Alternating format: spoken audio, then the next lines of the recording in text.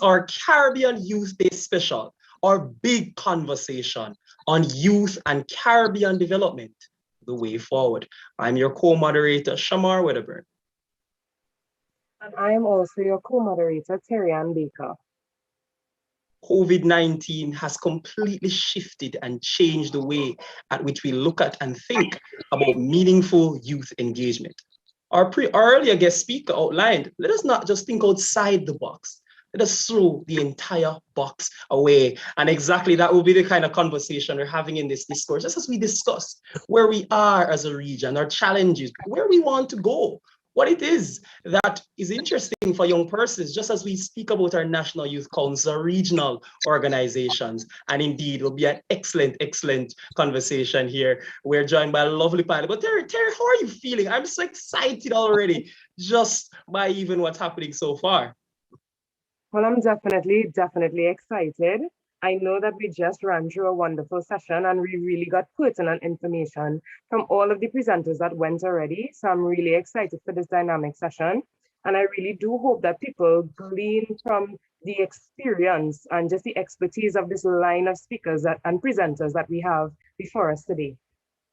Right, we're gonna introduce them very, very properly, but just outline for the persons watching us here, Terri, just what they can expect from our session today. What comes first? What do we have in store for them? Why they should stick around?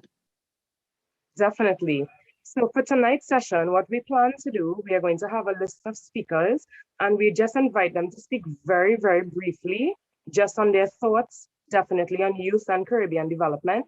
And also we invite you all to just field your questions to us. And we invite you guys to just be engaged as we continue this lively discussion tonight. Right. So like she mentioned, we have a really, really stacked plethora of excellent panelists, which is actually fueling my excitement. That is the kind of discourse that we're going to be having today. We're going to be introducing them properly as they make their conversations, but just to say who they are, Terri. I know we have first Miss Anya, Edwin. We have, of course, Miss Siobhan Brown. We have Miss Roshanna Trim. We have Mr. Shane John, and we have Miss Patrice Clayton. Ladies and gentlemen, it will be an exciting moment for us. Stick around, there'll be a moment for your questions as well, just so we get into these panelists, we hear from them just as it. So I want to start, I don't know, are you ready? Should we start them off at the moment? Or should we start them off? Okay, so firstly, I'd like to introduce Miss Anya Edwin. She's an extremely active youth leader in her native country, St. Lucia, and in the wider Caribbean region. In addition to her role as Vice Chairperson of the Caribbean Regional Youth Council with responsibility for resource mobilization, she is the President of the St. Lucia National Youth Council and the Chairperson of the Board of Directors of the St. Lucia National Community Foundation. Additionally, she's the founding Chairperson of the OECS Youth Advisory Network, and she's equally active in her professional life, where she's a program coordinator, consultant, for the International Research and Exchanges Board, IREX, and the Resource Mobilization Officer and Program Developer at the St. Lucia Social Development Fund. She doesn't stop there. She has a bachelor's degree in business management, and she is an alumni of the United States Embassy Women in Politics Leadership Institute. Quite a bio, so we know that she's definitely going to share a very impactful presentation. Would you like to continue, Shamar? Right. I've just one panelist already, and we're really, really excited. So just whenever you're ready, Miss Edwin, just start up with us telling us this idea that we're even here before we even get into our questions. Just what is your input just on this way forward and the state of the region? There is a lot. Sorry, good night, everybody. Happy Caribbean Youth Day to all my, I think the word for tonight, or one of the words for tonight is resilience. So to my resilient young Caribbean leaders, I'm extremely happy to represent you at every opportunity I get. And I must shout out the best Caribbean country in the world, or in the region rather, which is St. Lucia. Shout out to my people representing and tuned in. It's a pleasure to have all of you. Feel free to join the discussion via the chats, via every platform that you can. And let's discuss the way forward for Caribbean youth development. We have we have come a long way, but there is still so much further that we must go as a region so that we can impact positively the life of youth within our hemisphere. Thank you, Shamar and Terri. All right. There's a lovely Miss Anya Edwin. We'll have an excellent discussion with her later on. I want to go into our next person as well. We have next Mr. Chevaugn Brown. Chevaugn is currently the president of National Youth Council of Jamaica, but as well, he's a student at the College of Agricultural Science and Education. He's an environmental activist, very well versed on issues affecting our region, has been working in youth development for over 7 years, primarily in climate change mitigation, but as well as international platforms. And here, instead, he's leading the youth of his country. Chevaugn, this is your contributions just as we begin.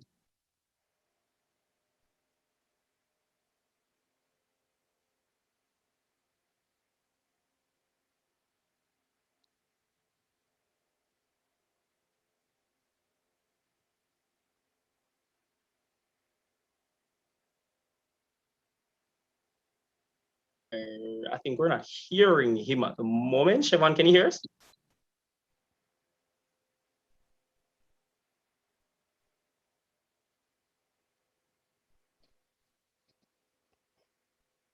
I think he's muted. See if you can unmute there for a second. I think his internet's fine. He's just muted.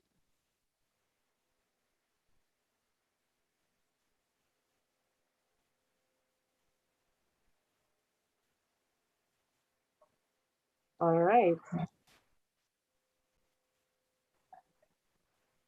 Okay. I think until we get Chevaugn unmuted, we just might move just to Roshanna can give her introductions, because we have an excellent, star-studded panel. That'll be excellent as we go through that conversation. So the next person we want to introduce is Miss Roshanna Trim of Barbados, a lovely Barbados president of the Barbados National Development Youth Council. She's a Guyanese born, but Bayesian raised, activist and social development consultant. She has been involved in youth-led development for over 8 years. Ladies and gentlemen, this is an excellent panel.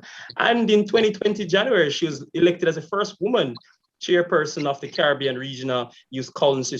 She served as a president since 2019, and she's a 2019 IMF Youth Fellow. She has formerly served as well as the Prime Minister of the Barbados National Youth Parliament. And in 2019, she co-founded the Pink Parliament Initiative, in which she encourages young girls to take an active role in the political process. Roshanna is also active and passionate about the capacity of young persons to transform, to innovate, and as well to create, and as over the years has gained experience in a lot of fields, such as personal, professional development, communication, education, coaching, project management, and she has created opportunities and empowering young people nonstop. Ladies and gentlemen, it's a phenomenal panelist, and as we invite Roshanna just to give you your opening remarks. Hey, good afternoon, everyone, and happy Caribbean Youth Day. It's so great to be on the panel with so many voices, and I mean, the last 2 years have been a bit crazy because obviously we haven't been able to travel or engage or meet up. So sessions like this, even though Zoom fatigue may have many of us, are definitely welcome and needed. And so just quickly, I want to say that this is a very important conversation, youth and Caribbean development way forward. And my opening remarks aren't long, but the reality really is that young people, Caribbean development cannot occur without young people being actively involved and engaged and contributing to Caribbean development. And so young people have a very big role to play. And more importantly, young people are still an underutilized resource across the region. And we know that youth organizations and youth initiatives are normally underfunded and under-resourced. And they often are doing the work in these communities. And so I think the way forward is really for us to devise a way to engage governments in order to put greater support behind young people and youth organizations and the work that they do across the region. And we can point to any National Youth Council or any youth-led organization that has been making waves across the region to see how important this is. So youth and Caribbean development, the way forward, there is no other way for the way forward other than to include young people. So thank you. Thank you so much, Roshanna. definitely sharing some very pertinent statements, especially where you mentioned that youth is definitely underutilized within the region. So it is now my pleasure to introduce Shane John, the president of the Trinidad Youth Council. Shane is 19 years old, and he would have attended Arima Boys Government School, and he would have also attended QRC College, which is Queen's Royal College. He has participated in various extracurricular activities and was elected to the Trinidad Youth Council as the youngest, and is definitely one of the youngest presidents that we've had. He was also selected by the school's president to serve on the Ministry of Education Local School Board for the Queen's Royal College in 2018. He has held several leadership positions in debating, public speaking, student councils, and Dragon Boat. Shane participated in South Korea at the Model United Nations simulation debate held by the Rotary Club of Port of Spain and the UNHCR, debating on topics of refugees and migration, and returned in 2020 as a trainer to over 200 delegates. In 2017, Shane was appointed Assistant Treasurer in the Trinidad Youth Council, where he assisted in the planning and execution of the Council's Sports Day, worked on policy documents, and assisted in the organization of events.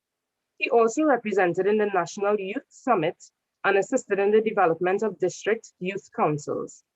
He continues to play an active role in the development of youth, especially in his alma mater, where he teaches parang, art, calypso, and even SAA vacation classes. He currently coordinates the Aruca Youth Council Vacation Camp in partnership with the Aruca Community College. Shane was also very successful at his CXC and CAPE exams, where he would have pursued history, economics, and literatures in English. He was further awarded the Principal's Award at Queen's Royal College in both 2018 and 2019, quite dynamic. It was the highest award at the college. In 2019, he was awarded the Student Leadership National Award of Trinidad and Tobago for his youth service. And he also represented Trinidad and Tobago at the ECOSOC conference at the United Nations. Currently, he's a first-year law student and serves as the Executive Secretary of the National Parang Association of Trinidad and Tobago, an Integrity Ambassador of the National Council of Integrity of Trinidad and Tobago, and is currently the President of the Trinidad Youth Council. He's the first to hold both the student body present post and head boy at the college. Quite a lot he has achieved at such a young age. He's a passionate young man, driven by his skill of leadership, and he has continued to use his skill to help his peers who have continued to motivate him to lead. So it is my pleasure to invite Mr. Shane John, President of the Trinidad Youth Council, to give us a brief opening remark. I know his bio is very stacked, but I trust that he's able to condense all of his experience in just some short, useful nuggets for all of us to absorb. Shane? You know, Terry, persons will definitely say that you're from the Trinidad Youth Council, but you know, we won't get into that bias this evening, but good evening, everyone. And it is indeed my pleasure to be here and to wish the CARICOM, and by extension, the Caribbean diaspora, a very happy Caribbean Youth Day 2021. You know, this evening, although my colleague Anya said that St. Lucia is the best Caribbean island, I mean, I wouldn't get into that, but let's just say there's actually nothing worth getting into. The statement is really not one that should be challenged because we all know what the fact is, which is what I stated. Just putting this out there in the universe. Let's just say that we will be excited to come to Trinidad and Tobago to the beaches when our borders open back up. So today it's indeed a pleasure to be here. I mean, we are discussing some dynamic topics. We are discussing COVID-19, mental health, and of course, Caribbean development within our diaspora, and it's very, very important at this point in time. I'm indeed elated to be here. I mean, in Trinidad and Tobago, there is a lot to discuss, and there's definitely a lot of things that we are going to discuss this evening because there is education to discuss, there's teachers, there's young people at the level of university who are facing challenges. So we are in for a grand ride, and I'm happy to be here with my brothers and sisters of the Caribbean region. So thank you very much, Terri, for that very long but insightful introduction, reminding me of some of the things that I did. But definitely tune in, tell a friend, tell a family member, and let's get the conversation within our region started here this evening. Thank you. Yes, thank you so much, Shane. Now we invite Mr. Siobhan Brown to give us opening remarks.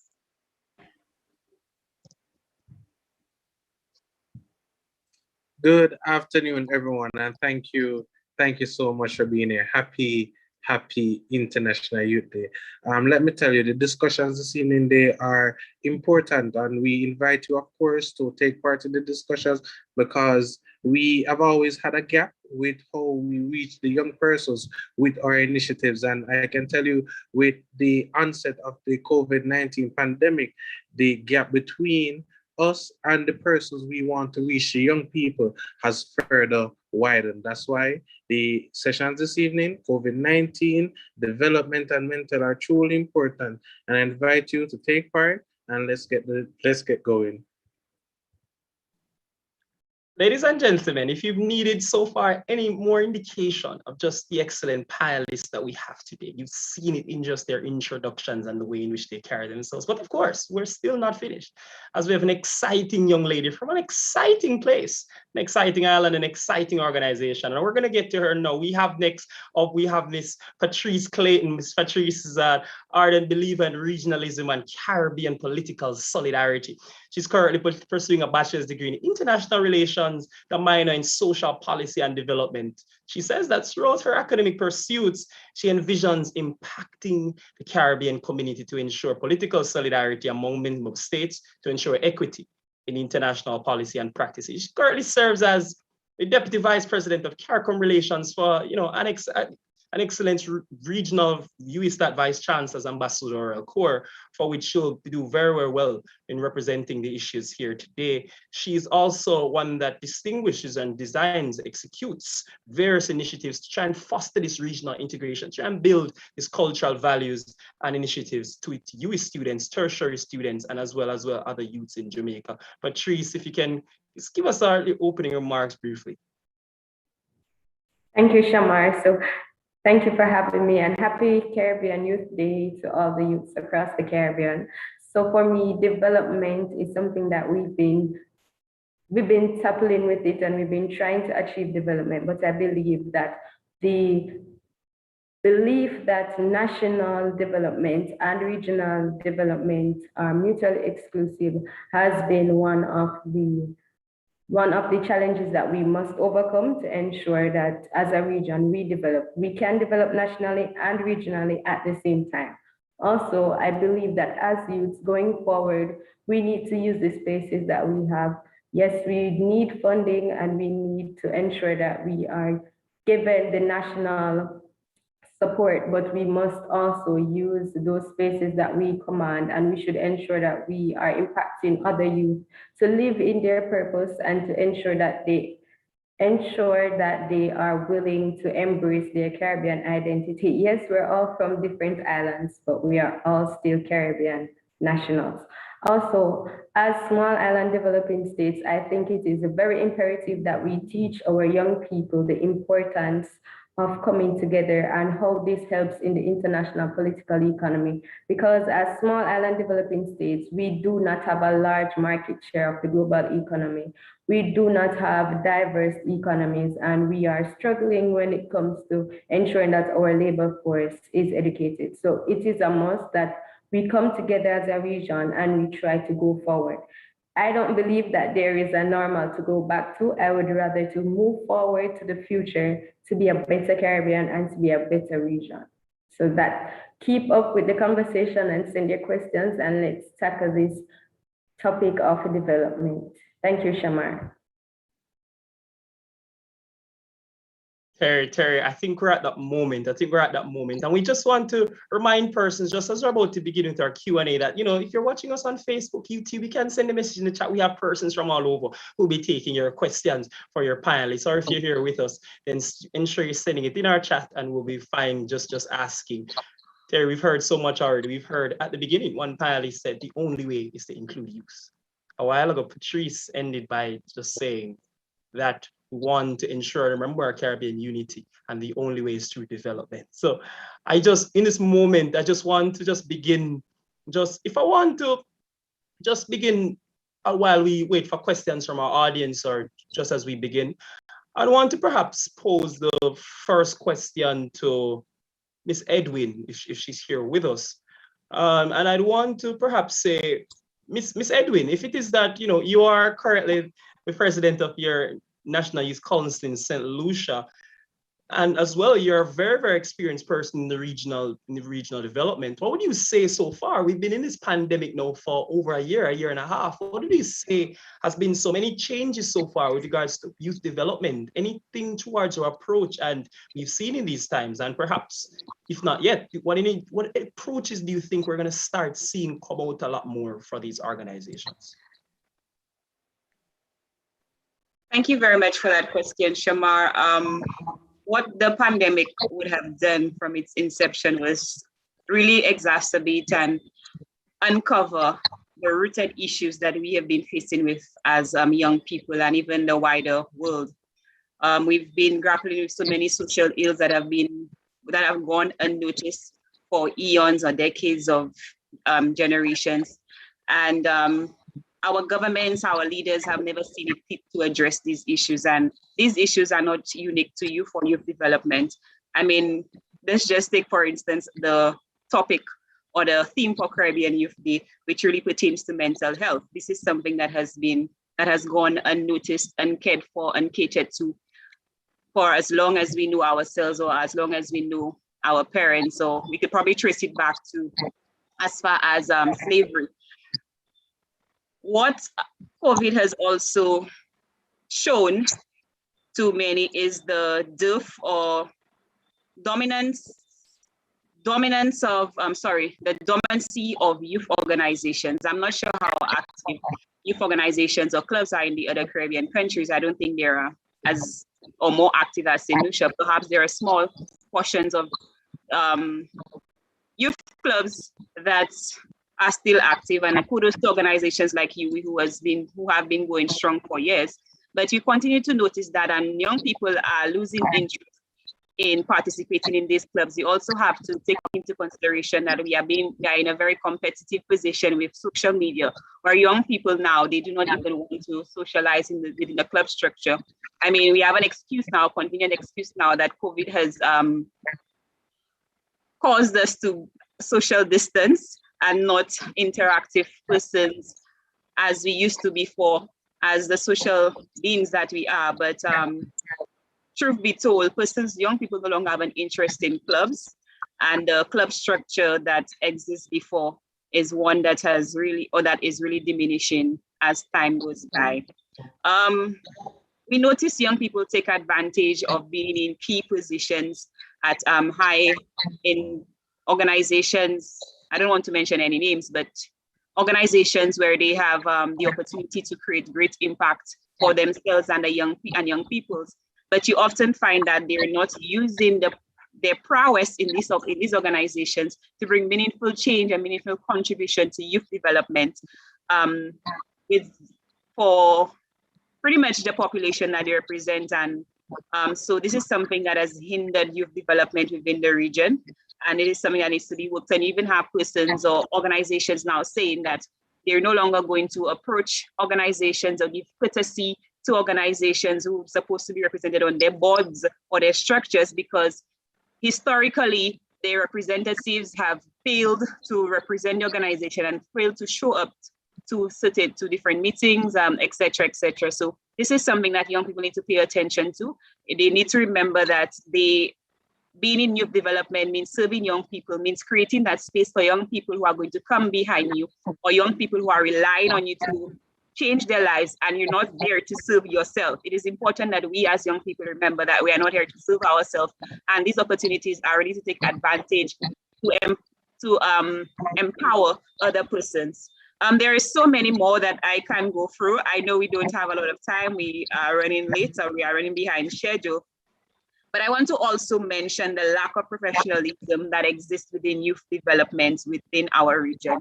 We as young people behave or think that because we know our peer, because we have been exposed to different issues, different situations, that we are perfectly poised to deal with all the issues of youth development without pretty much getting that or being empowered to do so. We need to professionalize youth development as urgent as we possibly can. This is a conversation that is ongoing in the St. Lucian context with our Ministry of Youth Development in particular, because young people need to be fully equipped with the skill set, the expertise to deal with the young people that they serve, and also know how to carry themselves when they're in these different positions. We have a lack of investment of resources and the necessary support within for youth organizations, or just for organizations in general. But I think one of the hindrances for that lack of support is the fact that we don't have proper structures within our youth development organizations.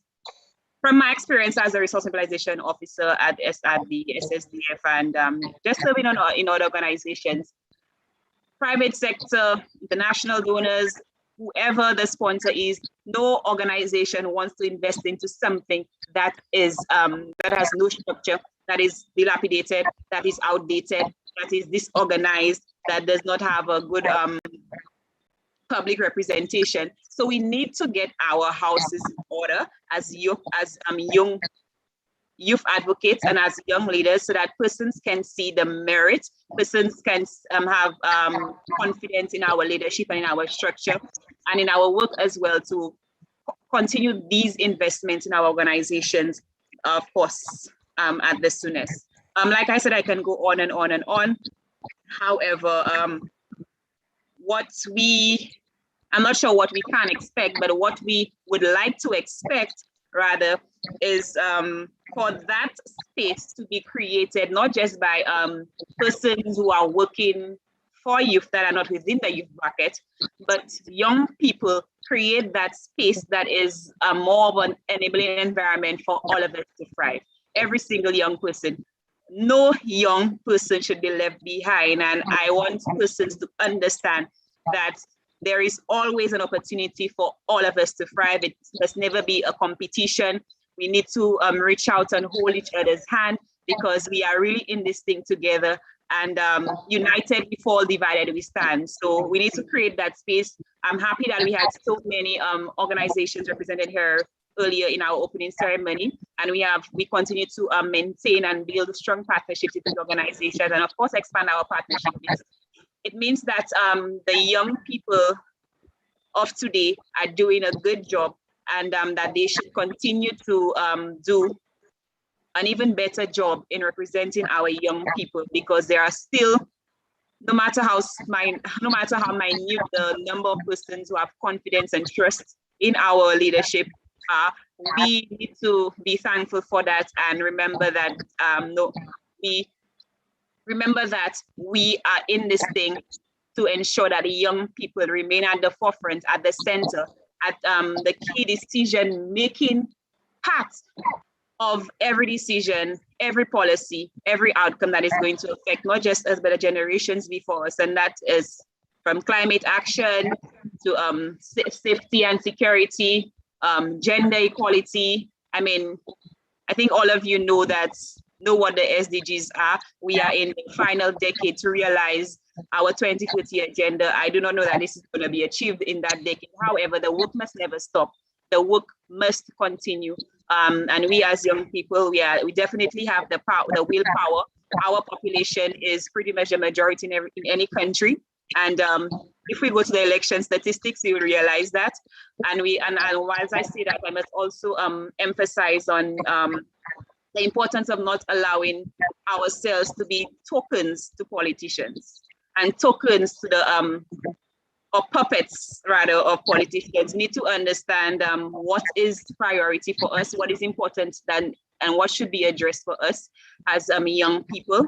and we need to stay focused. It is very easy for us to lose focus, especially now that we're trying to, as at the age that we're at, we have our full-time jobs, we volunteer for these youth organizations, we're involved in so many other things. And, you know, it's so very easy to lose focus on the goal. But I think we are strong enough, we are resilient enough, and we can build that mental capacity as young people to create that environment and create that demand that we as young people must get in order to see a trajectory of youth development that is going to benefit every single young person. I think I have gone over my time limit, so you have been immaculate. You've been immaculate. But we have time. We have time to get to the conversation. Terri. I will allow other persons to go on and make their contribution, and perhaps later I will continue. Thank you. Well, I mean, we are definitely not upset to hear your point of view on this matter, especially since you raised some very pertinent points as it pertains to not just developing in terms of youth within the region, but actually looking inwardly at youth leaders that already exist. And so now I invite Chevaugn. I'd just like to get your opinion. How do you feel that the youth of today are responding to these new issues that are arising, especially in light of the COVID-19 pandemic that has shifted life as we know it and has definitely introduced new innovative ways of not just engaging in youth development, but just even in our daily lives and our work lives. So now I ask you, how do you think young people are responding to all of these issues, and even tying in to what Ms. Edwin had mentioned earlier? How can youth leaders now make themselves more adaptable in this pandemic, and how can they truly impact upon youth development within the region? Yes, thank you for that. Now, young person of this time is facing the biggest issues of our life, which is the loss of our lunch money. And something like that is really one of the worst things that could have happened. But when you look at some of the other issues that came about, we realize that the traditional means of operating is no longer. As leaders of our respective National Youth Council, we know that normally when we are hosting any type of event or function, it would be, you know, buses of young persons meeting, greeting, socializing, and this is not so in this time. So they have to go back to the drawing board. They have to think about new and innovative means, and not just that, there are now more regulations as it relates to how we congregate and move about as young persons. So the gap that I would have mentioned in my opening statements about the issues about young unattached young persons and persons who we have on file. I call them on file. Those are who we see on a regular basis. Those are the persons that we don't have to worry about, because when we invite them to the meetings, invite them to the sessions, they turn out. But we are particularly looking at the persons who were not on the list, who were away and are now getting even further distant from us. Now, what they've been doing is that we realize that a lot of the young persons, they've been meeting in smaller groups while observing whatever regulations that they can. For those who can or have the resources available, there are different platforms in which they are using, whether it is Microsoft Teams, Zoom, and so on. But the real issue is that these type of interactions are not necessarily new to us, but they are not the norm for us. So it is harder for us to interact. It is harder for us to understand. It is harder for us to really push ourselves. But I can tell you that based on what I see on the ground and the different youth clubs that I am interacting with and the different youth that I'm dealing with on the ground, I can tell that good things are coming. We have been saying the word resilient over and over, and I really believe that that should be the word of the year. This is the 20th century, and that is a word that we should carry on, because the young persons are they are striving, they are pushing, they are not going to be set back because of this pandemic. And the best thing that we can do is that we can, of course, encourage our colleagues, encourage our partners to get vaccinated. Let us stop this spread as soon as possible. Let's get back to normal life. So how the youths are coping with these new regulations, it is not good, but I can say that I observe positive work on the ground. All right, thank you. And I think I want to pick up on something Siobhan just said a while ago to Roshanna here.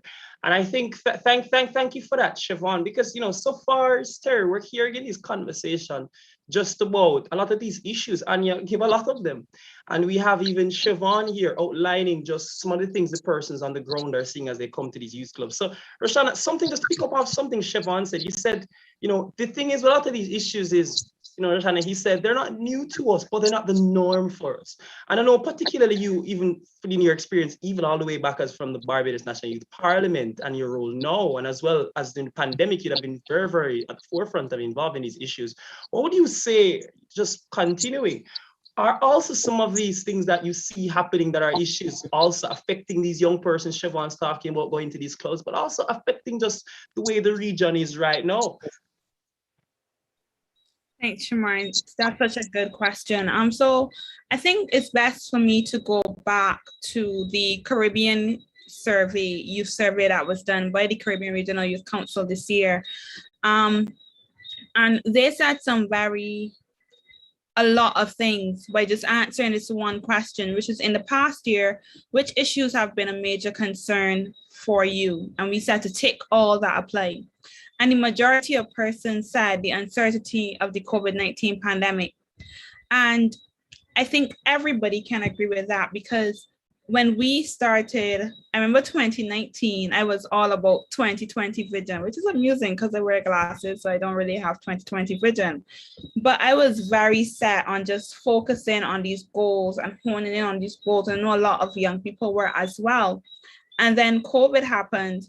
And it was like, what goals, everything was tossed off. You don't know. You could be physically in school today and home tomorrow. You could be out and about, and then someone that you know or someone that's close to you contracts COVID. Policies are changing, new vaccines. There's so much uncertainty about COVID. And one of the biggest ones perhaps is that we just don't know when we're going to gain some sense of normalcy. And normalcy is such an interesting word, because I don't think we're going back to what we've been accustomed to. Our normal is going to change. And obviously that's when we talk about the new normal. But they also address things like highlighted things. And these were the top ones. They talked about mental health, and that's why the theme of Caribbean Youth Day this year is so important, because when we talk about disruptions and when we discuss isolation and quarantine, we don't sometimes recognize how unnatural a lot of this disruption is to us, because while you might be an introvert or you're an extrovert or ambivert or whatever your term is, social distancing and not being able to hang out with friends, not being able to engage people, meet people. I mean, we live in the Caribbean. I haven't been to a carnival, a fete, a cruise in so long. There's a lot going on there, and there's so much anxiety surrounding what is going on. But also because we are by nature very social beings, with very little exception, with few exceptions for persons who may not engage a lot. It requires a lot, being at home alone, not being able to go to the beach or the gym. I remember in Barbados, person was just saying, please let the gym open, please let us play sports, because that's so important to us and our mental health and mental well-being. And then unemployment. We could look around the region. Ultimately, in the Caribbean region, youth unemployment is one of the highest across the region. It often is much higher than national unemployment. So in Barbados, our youth unemployment rate is almost 3 times that of our national unemployment rate. And that really means that when we think about the disruption that the pandemic has brought, when we think about the ability of young people to financially navigate their lives, it is difficult because many of them are unemployed. It is concerning and disconcerting. And then we can talk about crime and violence. We can look at physical health, brain drain, financial security. All of those things are things that young people are feeling very stressed and overwhelmed by, because there's also, once again, that looming uncertainty about the pandemic. And so you don't know what to do next necessarily. And I mean, young people have shown great resilience in navigating these challenges, but the Caribbean has multiple challenges that aren't new. They're exacerbated by the pandemic. It's kind of like the pandemic has lifted the carpet on them. So we could talk about inequality as it relates to education. We could talk about poverty in the region and how poverty is somehow this thing that everybody knows about, but I think we aren't doing enough to address. And if we address poverty, we address so many of the underlying issues that affect young people. I mean, as a young person, you can think about rent and wanting to move out, getting a mortgage, buying land. I don't know about a lot of the countries in depth, but I do know it's extremely uncomfortable, very difficult, and almost impossible for persons to be able to secure land, those kind of things. And one of the things that, as everyone knows, is very close to me would be representation and domestic violence and gender-based violence, and how that impacts about half of our population. The fact that around the region, and we've seen young people talk about this, decolonializing our countries. In Barbados, we were able to advocate and take down Nelson, but also, I mean, UN Women has termed gender-based violence a shadow pandemic. And so we have an issue in the Caribbean with femicide. We have an issue in the Caribbean with domestic violence. And it's almost as if we are intent to continue until someone dies, and then we offer them our thoughts and prayers. And so I just want to close off respond to this particular question, and close by saying that I think that Caribbean governments and Caribbean people, and as young people, we have to advocate to address these issues. I don't want to exist in a region or have children in a region, should I have children, where my daughters are concerned about walking the street, where I have to tell my daughters, you know, men are not to be trusted, or people are not to be trusted in general, and to be extremely careful. I think we need to raise awareness. I think that policy goes a long way in affecting attitudes and creating change. And it is important that we are able to not only represent in these spaces, but also in the highest levels of our governments and of our countries, in order to see that real and tangible change. Because I strongly believe that if you cannot feel policy, if the effects of policy are not tangible, if it does not impact your life, then the policy has not done enough in order to create change and enable people to thrive in whatever country they're from. Thank you so much, Roshanna. Definitely sharing again some very important points, especially where you mentioned that policy must be tangible. That really makes, I'm very sure that really makes young persons more and more aware of their role in shaping policy, as well as the impact that it has on their lives. Now, given the dynamism of the pandemic, and yes, highlighting the shifts in our natural reality, Patrice, how have you engaged in youth development during this time? What new approaches have you had to adopt in order to engage in effective youth development, and also shape the thinking of young persons during a time of uncertainty? Okay, thank you, Terri. So when the pandemic just began, you will start, we've always been on campus. We're based on the campuses across the region. So we're more about the touch and the feel and seeing everybody, seeing our different ambassadors and getting the face-to-face interaction. But as the pandemic began, we had to be quick on the ball. We had to change how we did things. We had to transition into the virtual space. And as we transitioned, we thought of ways to do it creatively to engage persons, so that to ensure that they learn about CARICOM, because with my portfolio in USDAT, we ensure that persons or ambassadors are knowledgeable about CARICOM and knowledgeable about CSME, as well as embracing regional pride. So what we did in 2019 is that we started moving on to the virtual space and ensure that persons were still in contact with us, so that even though we're not face-to-face and we're missing each other, we were there in the virtual space. And going forward from that, now we're establishing our different initiatives trying to ensure that there's not information overload, so that persons still learn about CARICOM, persons still learn about Caribbean integration, and they learn about the essence of the UA experience on campus. And so we've used our new initiative of Lest You Forget.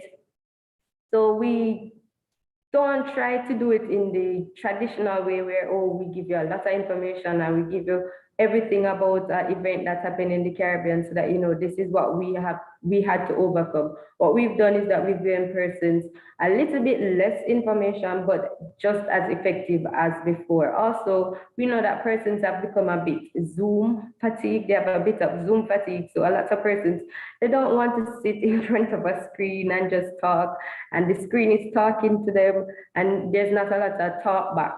So what we've done is that we've used our WhatsApp groups, and we've keeping in touch with persons. Also with the Carrier Pen Pal Come initiative, which is a regional initiative where persons from across the campuses, you sign up, you meet another person from another campus, and they become like a best friend. So a lot of persons during the pandemic, when it just started, a lot of persons weren't really into the Carrier Pen Pal Come initiative, but we were able to capitalize on it, seeing that it's a virtual space now, and persons really want a supportive group.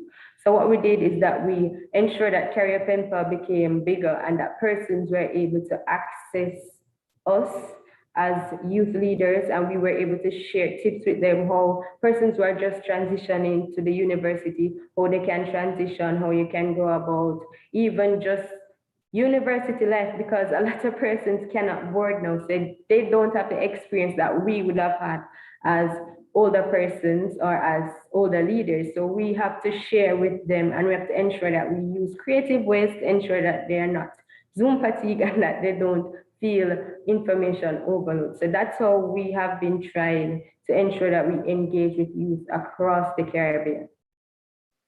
And Patrice, I just love how you brought to light the fact that, you know, losing the ability to physically meet is really a big deal for a lot of young persons. I mean, yes, it affects everyone, and the whole, this pandemic is very dynamic. But I love the fact that you highlighted that, because especially as you are attached to the university becomes a hub where not just the region meets, but even international students meet. And you form friendships and you form connections that, you know, just transcend borders.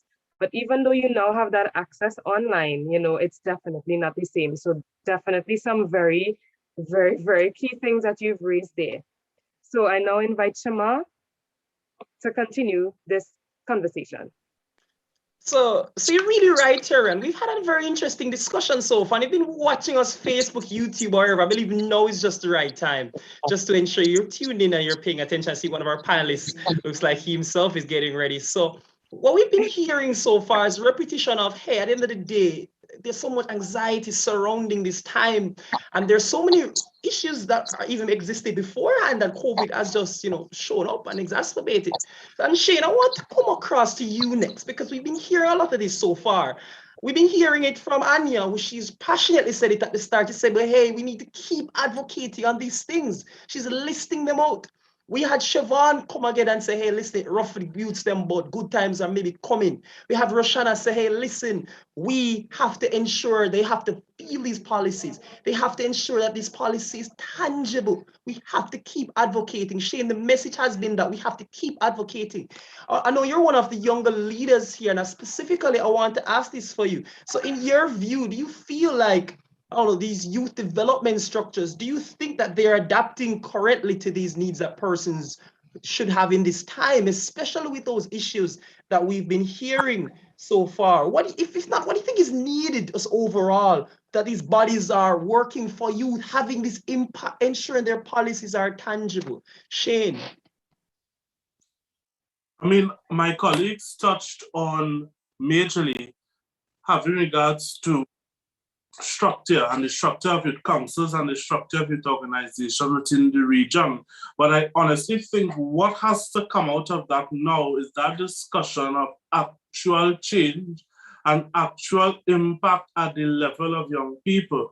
And it really doesn't focus necessarily on the structure of youth organization, Because in this pandemic, what you have seen developed is a lot of new youth organizations coming on stream with youth councils. And the question really begs, is this youth organization achieving more, and is it reaching more young people? Or whether or not the new structures has identified another avenue for the same young people to advocate, as you may say.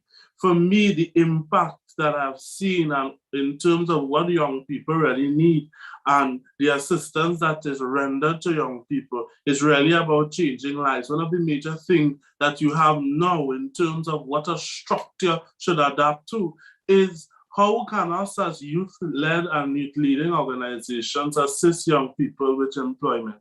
How can we direct young people and recommend young people, because there is a very vast amount of young people that are unemployed and underemployed. So today I interacted with a young lady and she actually has her passes and she also she was a bachelor's degree, but she's working in a hardware. I mean, that is a stepping stone job opportunity, but she has been working here since the pandemic started. So it really speaks to the opportunities that young people should be afforded, and definitely how young people and youth groups, youth leaders like myself and my colleagues can stretch their hand and lend support for other young people within the youth space. I want to touch a little bit on partnerships and talking about how we as young people can partner to tackle the major issues that are affecting us. Those are the things that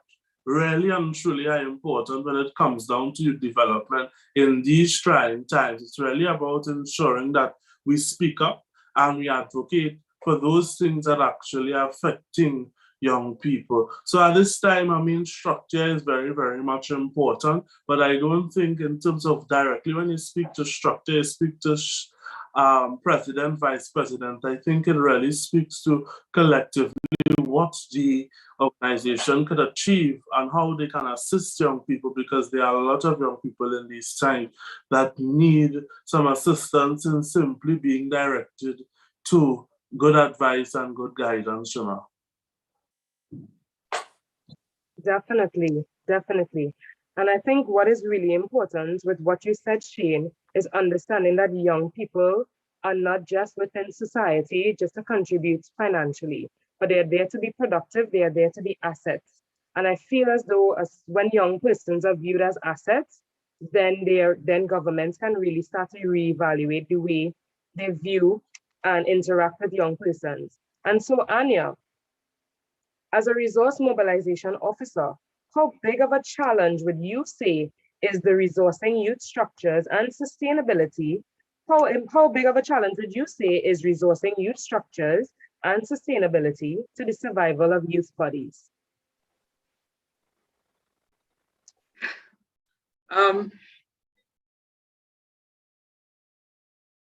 Admittedly, when this whole pandemic started to seem like something that is never going to end, I questioned my position or my relevance at my current job. And I did so because for me, it was like our organizations who are losing thousands of dollars every day to this pandemic still able to fund our organization. And so my thoughts, although they dwindled for some time, it changed to quite the opposite, because at this point in time, or what I realized over a period of time was that organizations now although they're losing funding, some organizations now are making a greater investment in social development. And our youth organizations, what they seek to do, although we oftentimes say youth development falls part of the broader social development spectrum. So I think there are still lots of avenues for youth organizations to reach out to different international donors, even private sector organizations for funding. what we need to do is be very strategic in our approach, ensure that our goals are aligned with that of the organizations from which we are seeking funding for. And we are well on our way. But like I would have mentioned earlier, I said that we need to develop or ensure that we have a proper structure, a proper product, a proper service that we're offering so that persons, organizations, donors, funders are confident in our abilities and in our skill sets, in our programming to invest in our organization. So unless we don't have the structure, I don't think we are in a position as young people to discuss reaching out for funding for organizations, because no organization is willing to invest in something that is not properly structured. I think also too that because we are in the last decade of achieving the 2030 agenda, more organizations are coming on board with the conversations. More organizations are more coming on board with the goals, and trying to put as much investment in organizations that will see to the closer realization of these goals. So the opportunities are still there. There may be less opportunities than what existed in the past, but we cannot lose hope. We need to remain positive and ensure that whatever we do is in alignment and is with the goal of whoever organization that we're seeking to request funding from. And it will definitely impact the young people. Most often, we sit at the top of organizations and develop a program that we expect to impact the young people, maybe at the grassroots level. We too often times take a up-down approach as opposed to a bottom-down approach, and not be inclusive enough to ask persons what exactly are their needs, how they think we can address the needs. They may not have all the answers, but I always believe that if we are trying to address something for somebody, we need to include them in the discussion or part of the solution. I think that persons are better able to adapt and be part of mitigation that involves them. So we need to be more mindful of things like that in our approach to resource mobilization. But I mean, like I said, it's not as much as what existed a long time before COVID, but I think the world is going to pick up steam soon enough so that large resource that we had available to us can be available to us again, maybe times 3 or 4, who knows? But it's difficult in the current reality, and organizations are not just willing to just throw money in anything without knowing that they will have great or true realization or real outcomes that is really going to help people.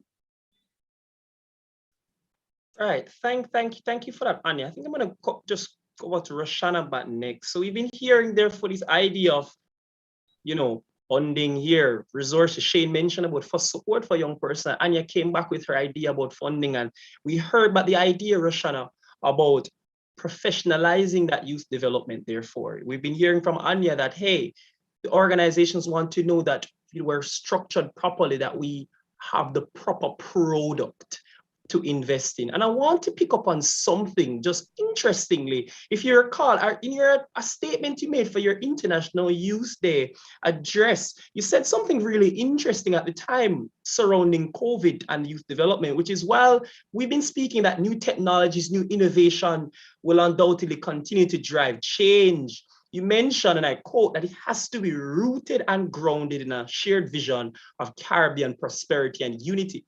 Based on what we've been hearing right now with this product that has to be professionalized together for persons to find it attractive to invest and to support, based on that, what do you think, therefore, do you still think that we're strategically aligned in order to ensure that we are ensuring that proper product? So Anya said that we can be attractive for that investment and support.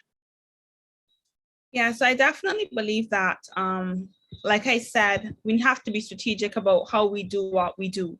And the reason that we have to be strategic is that if you are going anywhere and you don't have a plan, then you are just going to wander endlessly. And so it is important that we think about what we want to do, we understand what we want to do, we know how we're going to do it, and then we do exactly that. are Caribbean young people strategic? I am not certain that we have been as it relates to youth development.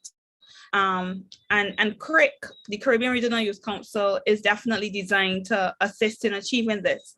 But the reality is that many organizations, and like Anya mentioned, CRIC has a lot of work to do to create a structure just beyond what we see at the election. So chairperson, vice chair of resource mobilization, board member for information, and there's 6 members currently of the executive.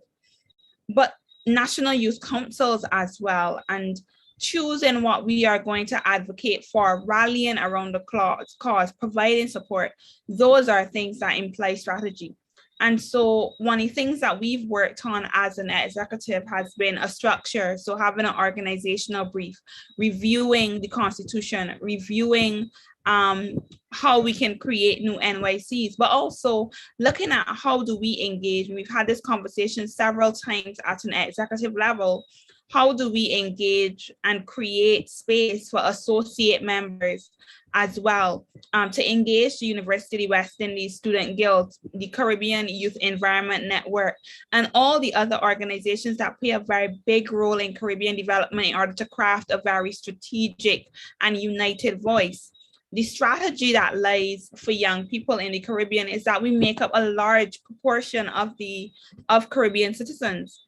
And so when we are able to harness and we are able to challenge and fuel our voices towards a cause, then we are able to very clearly identify what the priorities are for young people and apply pressure to governments in order to do that, in order to focus on youth employment, in order to enact policy that is gender responsive and that recognizes the rights of women. And I think that we can have all the technology that we want. We can talk about the fourth revolution. We can talk about all of these different things, but genuine development and true development comes from community and community and collaboration. And I think that Caribbean young people still have a very long way to go in cultivating that Caribbean community. And we've seen partnerships with CRIC and University of West Indies Guild of Students, CARICOM Youth Ambassadors, the support offered by the Caribbean Development Bank and the Commonwealth Secretariat, as well as CARICOM. How do we take the support and how do we take the partnerships that we've already started to cultivate and build something bigger and better, particularly because, as I mentioned in the launch, crisis can allow for collaboration to emerge, and that's how we build resilience. And the Caribbean youth movement requires resilience. And I think that as an organization, CRIC, as we continue to rebrand and build towards a new identity for greater engagement, that we can do this if we just put our heads to it. And I think that's very important. But once again, I think the strategy lies with being able to create a structure in order to craft an agenda that everyone agrees to or everyone can commit to, and then doing exactly that, going after the objectives that have been identified in the agenda and doing so with fearlessly, confidently, and together. All right, thank you. I think that's been so lovely, Roshanna. If I may, Terri, I just want to pick up on one thing, but just a reminder, ladies and gentlemen, that we are, of course, taking your questions, always looking at whereas we're winding through the night. This night is getting very, very late. So if you can continue sending yours in at the moment, and we'll get it in just if time allows. Roshanna, that was so excellent a while ago in raising so many things. And Shane, I want to pick up just on something that Roshanna said a while ago to post to you just immediately, same time.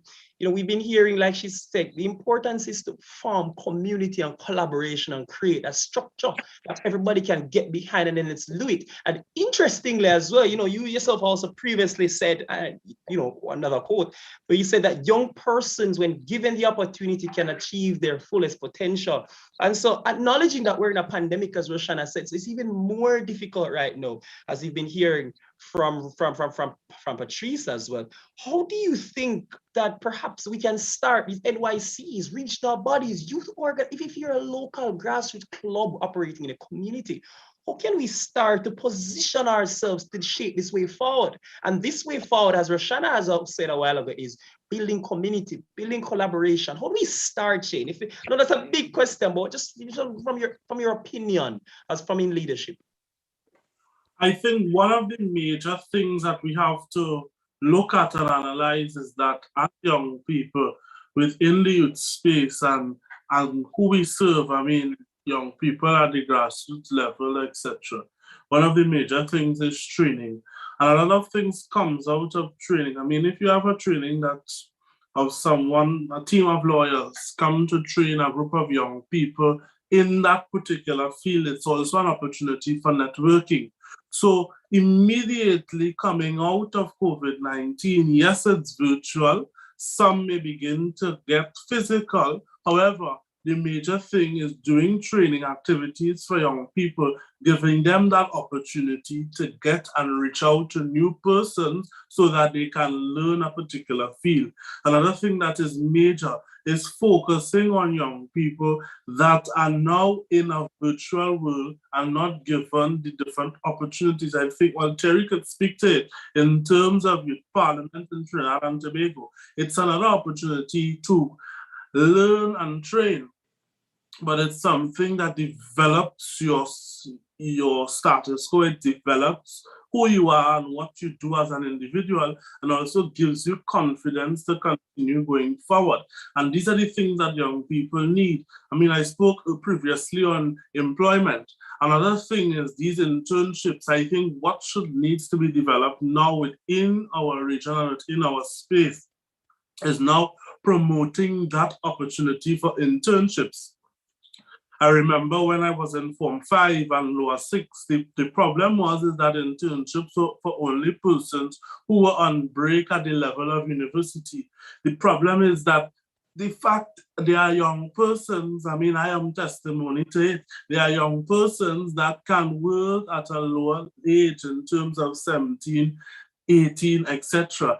Give them that opportunity to experience different things, and they would then reap the benefit of what opportunity gives you, because opportunities are a doorway, and a doorway definitely becomes your pathway to success. And that is something that we have to look into as a nation and as a region by example. So Shamar, I think it's a long way coming, and COVID-19 indeed has slowed the path to it, but it's something that we definitely have to look forward to in terms of fostering opportunity for young persons, ensuring that we continue to train young persons. And when we train, understand that a training seminar is an opportunity to network, and your network, as you network, it is your net worth, and it could continue to develop our nation's youth within our diaspora. Thank you very much, Shamar.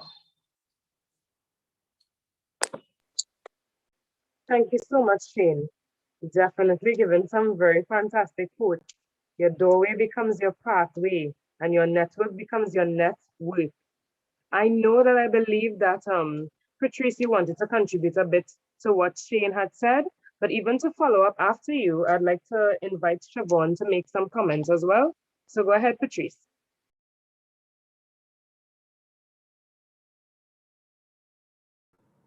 Okay, I don't know if you'll be able to hear because there's a truck passing, but listening to what Shane was saying, I just want to say that this pandemic, it presents us the perfect opportunity to ensure that we diversify our economy, because we've always been telling youth and other individuals that you must go in certain fields and you must become a doctor, you must become a lawyer, you must become a teacher.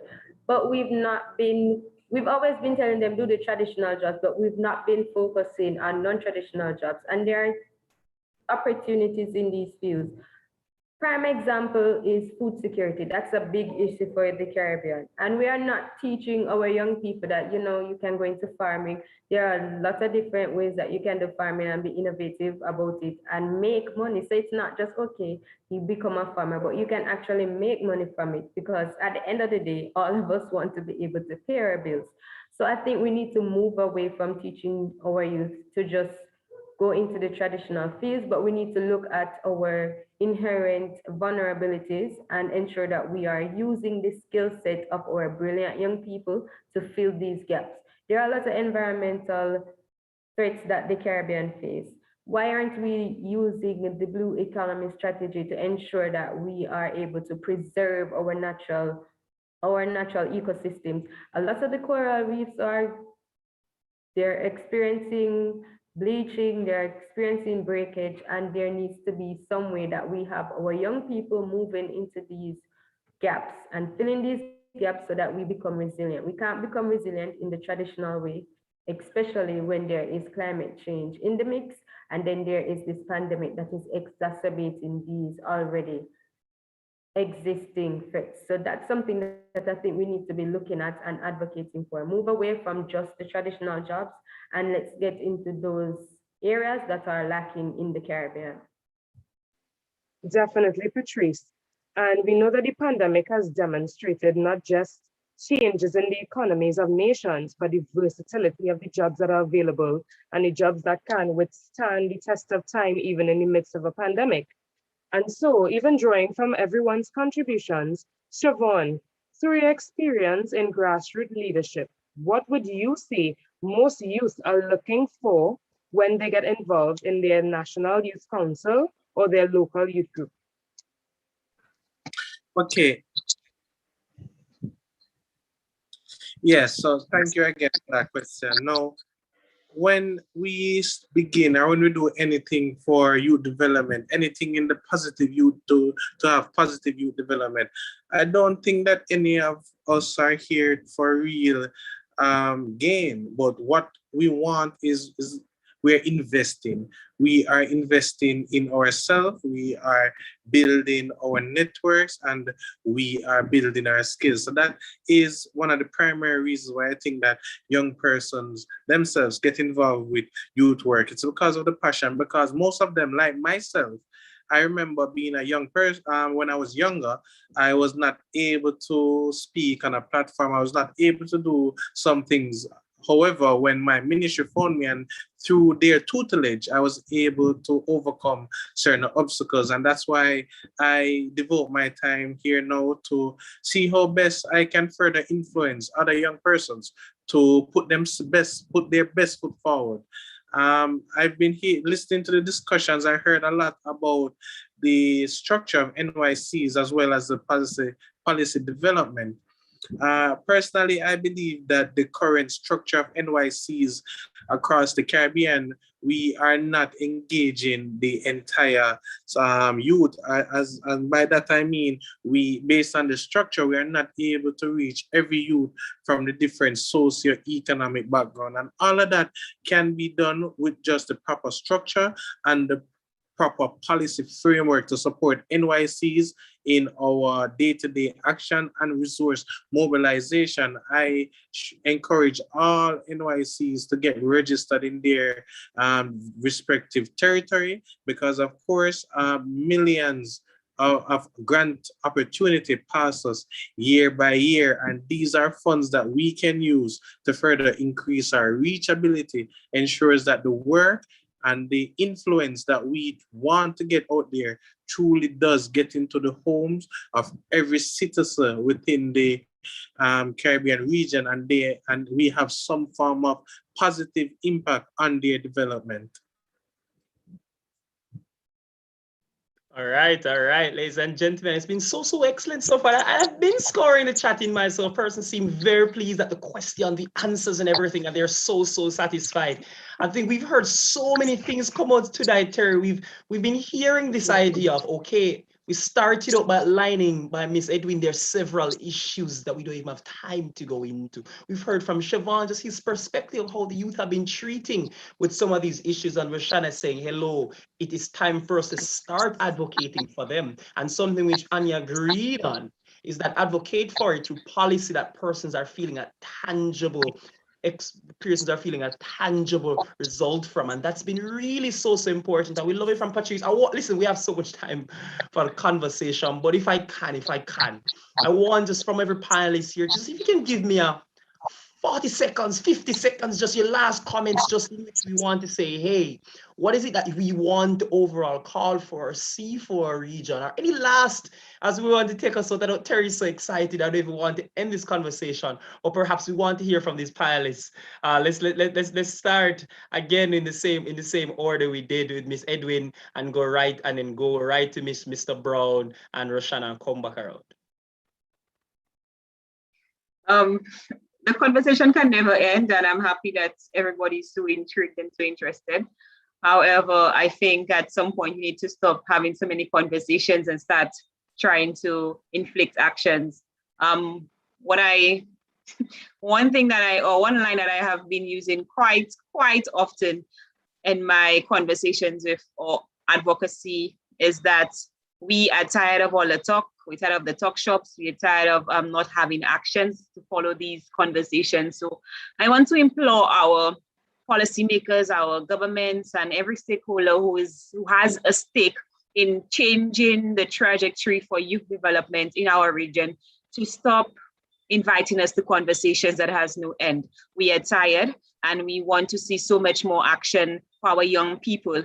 And we want our young people to be inclusive in these discussions, and not inclusive as a means of tokens. We are not tokens. We are not, according to a colleague of mine, we are not pawns that, you can just use at your whims and fancies. We have so much more to contribute, and we deserve to be part of these decisions and part of the strategic directions and actions for our, as we lead young people, and as we are being led by young people and even older persons as well.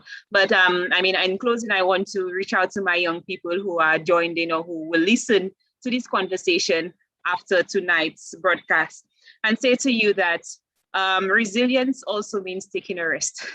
You are entitled to take a rest, and you are entitled to be vulnerable in cases or in situations where your mental capacities, your mental prowess is being impacted. You are as strong as you feel, as strong as you can be. Yeah, you are mighty. You might be wearing an S on your chest, but at some point you need to take a break, breathe, and take care of yourself. And if you cannot take care of yourself, then you can't take care of nobody. No, an empty cup cannot fill anybody. So take care of yourselves, and continue to be resilient. Continue to be vulnerable when you can. It's okay to be vulnerable. Reach out whenever you need a helping hand and you need somebody's shoulder to lean on. Again, like I said in my beginning, or my opening remarks on my first question, I can't even remember, it's been a long day, that we need to hold each other's hands and ensure that we take each other across the finish line. So thank you very much, and congratulations to my colleagues on the Creek Executive for putting this discussion together, and the extended committees. I know you all have put so much work into this weekend's activities, and our two hosts, you two have done a very tremendous job. So thank you, everybody, and enjoy the rest of this weekend's activities. And again, happy Caribbean Youth Day to all my youth warriors within the region. Thank you so much, Anya. Now I invite Chevaugn to make his brief closing remarks. Yes, thank you. Now, in times of peace, man must never forget the possibility of war. And in times of war, we must never forget compassion for our fellows. I understand that we are in perilous times right now, but remain strong, stand firm, and remain pillars of hope to serve as role models for the young persons who are growing up, so they know and see that there are issues out there, but we can overcome, we can work. Be factual when you are talking, get the information, be in the know, get aware, make noise. But while you're making noise, be sure to ensure that you are making noise on the right issues, on the right topics, and let it be clear that what we want sustainable leadership. We want sustainable development. We are not against development in any form as young persons. As young people, what we want is negotiating rights. What we want is to be in the know. What we want is to be included in every single way possible. And the only thing we can do as young person at this time is that they already know that we don't have all of the experience. All we have right now is hands. We have the hands and we have the ears and we have the feet on the ground, and we need to use that accordingly. Thank you so much, guys. Yes, thank you so much, Roshanna. Okay, so I'm really, like was stated, I'm really sad that we have to say goodbye, but like Anya said, the conversation really never ends because this space is always active. The youth development space is always active. And so what I want to say is that young people have to show up. We have to show up for ourselves first and foremost. If we do not show up for ourselves, how do we convince persons that we are seeking to negotiate with that we are worth showing up for? And we often hear, and Anya mentioned it, ministers, policymakers will always tell you exactly what needs to be done. They are aware. It's not a secret. It's not any kind of big mystery. We are aware how to include young people in Caribbean development. But what we also hear is that young people are not coordinated. We are not present as much as we say that we are. We don't do the research. And so we have to do the research. And Crick has started to do this with the research team. And also by extending an open arm to persons and to organizations that are interested in engaging with us. And we are very excited on Caribbean Youth Day to say that this is how we build our region through collaboration, and youth development is national development and it is regional development. But this only becomes a reality if we show up. And I can't say enough, young people have to show up and show out for themselves in order for persons to show up and show out for us. So thank you so much. And I hope you guys had a great time. And I hope that you enjoy the rest of the weekend that is planned.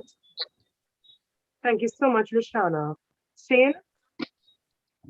Thank you very much, Terri. And I mean, echoing of the sentiments of my chair, Roshanna, I think now is the time for young people to stand up for themselves and definitely seek more opportunities that are available for them. I mean, time and time we use COVID-19 as an excuse why we are not able to achieve what we set out to achieve for ourselves. But what I want to say is that, as they say, failure is something, it can only knock you down, but once you get back up, you learn from that failure. And definitely in this time, as today's theme, resilience during COVID-19, calls upon young people to stand up and rise above all that they may be affected by. This is the time for us to look into the future and look to see what we can benefit from despite the odds of this pandemic. Definitely at this time in Trinidad and Tobago, it's a very trying time for us. Our young people go back out to school on Monday, Form 4 to Form 6, and there are strikes by our teachers and things that are very, very uncertain at this point in time. But it calls on us to be resilient, and it calls on us as young people to look forward to what the future holds. This is something that we definitely have to continue to live with, and it's something that we definitely have to grow with and make it a part of our daily lives and our daily schedule. This is the Caribbean Regional Youth Council Summit, and I'm happy to be here. And this is Blessings from the Trinidad Youth Council. And I want to quickly big up the graphic artist behind this entire summit, Mr. Christian Bidesi, out of the Trinidad Youth Council. And I'm indeed happy to be a part. And I want to mention thank you to the chair and also the communication officer of the Caribbean Regional Youth Council, and to all listeners and viewers here this evening. Thank you very much, and have a good and productive evening, everyone. Thank you. All right. And for our lady from the US at core, Patrice, your closing remark. Yes, so leaving from today's conversation, a fruitful conversation, if I must say, is that I want for us as young people to move away from following those traditions that have not helped us as a region to grow.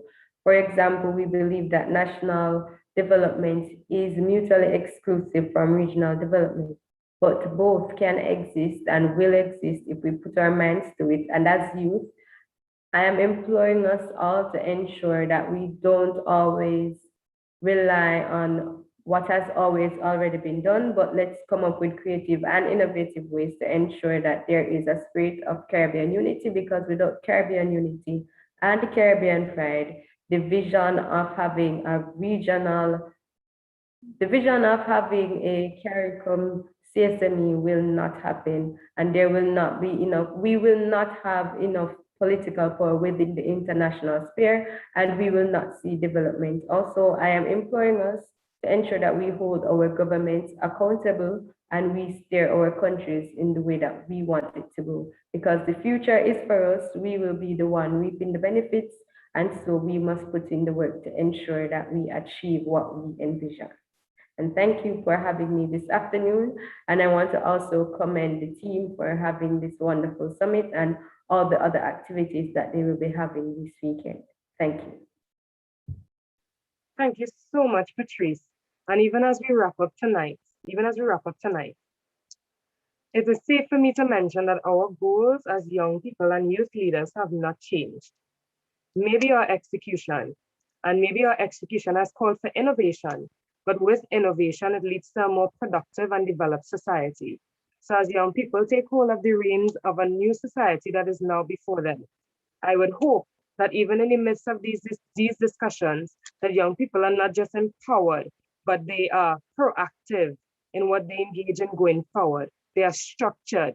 They are really goal-oriented to ensure that this does not just become, that youth development does not just become an idea in the region, but a practical example of good leadership and good ideas come into life. Shamar, what are your thoughts? You know, Terri, as I've sat here and listened to these excellent panelists, and I would want to pick up a lot of persons as we, close out here. But one thing that resonates to my mind is that just a few years ago, a group of young people came together and they decided to echo the words that would be written down that says, one voice, working towards regional representation, integration and cooperation as a platform for youth development. And I think ultimately what we've seen here is just a recognition of that we still have yet far to go. But as one panelist said, good things are coming. We've heard an excellent contribution thus far. This statement, Terri, analyzed their dreams, their visions at what they wanted to see. We've heard tonight about building community and being collaborative, building a structure and force and going out and do it. Terri, I almost have nostalgia. I don't even want to finish just off we've an excellent night to see one of our panelists are smiling. But of course, you're definitely right. And as I pass back the word to you, just thank you to all our excellent panelists as we start off. Ms. Roshanna Trim, Ms. Anya, Edwin, Ms. Patrice Clayton, Mr. Shade John, Mr. Chevaugn Brown. So excellent. We have to also big up and ensure you guys are checking out our socials at Crick Youth everywhere. We have to big up our creative specialists on here, Mr. Christian Bedassi, and of course, everyone continue to keep making this impact. But Terri, I'm so excited. I want to leave again with an excellent word by the panelists. There's been so many quotes here from tonight. One of those is, let's not let the conversation end. And this isn't the end of the conversation. Terri, over to you to take us out. I see a smile, Terri, and that tells me we have had an excellent evening. Thank you, everyone. Definitely. There's no denying how great this discussion has been. And even as everyone really feels torn in leaving, I really hope that everyone that would have tuned in, and we are thankful that you have joined us for tonight's discussion. I really hope that you have left with nuggets and seeds that will definitely germinate into active roles and active development projects within your communities. And even as you impact each youth life, I really hope that young people are mobilized to really change their society and to really become actively involved in the areas that can enact change in our society. So I just want to thank everyone that would have tuned in tonight. And I really want to thank our panelists. And even as we say goodnight to all of you, there's no denying that definitely tonight has been impactful. Tonight has been definitely a dynamic discussion, and we are truly grateful that we were able to share this discussion with you, all of these ideas with you, and we hope that discussions like this will continue in the future with your support and with your comments. So we thank you.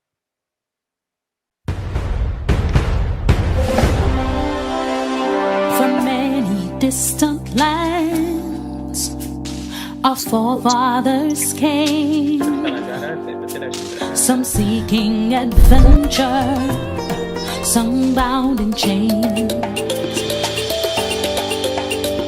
Through battles waged and fought, through victory and pain, by test of their courage, our freedom was gained. In homage to those gone before us, the heroes of lands in the sun, we vow to join hands and to focus on building one Caribbean. Raise your voices high, sing of your Caribbean pride. Sing it loud and strong, feel our hearts beat as one. Celebrate in song as we rise to heights where we belong. Sound the victory drum for Caracom. Though great and diverse be our ethnicities, the bonds that unite us are stronger than these. We dine, we pray, we love, we dance and we play. We relate to each other the West Indian way. Today as a people united, determined and steadfast we stand. We look to a brand new horizon, the future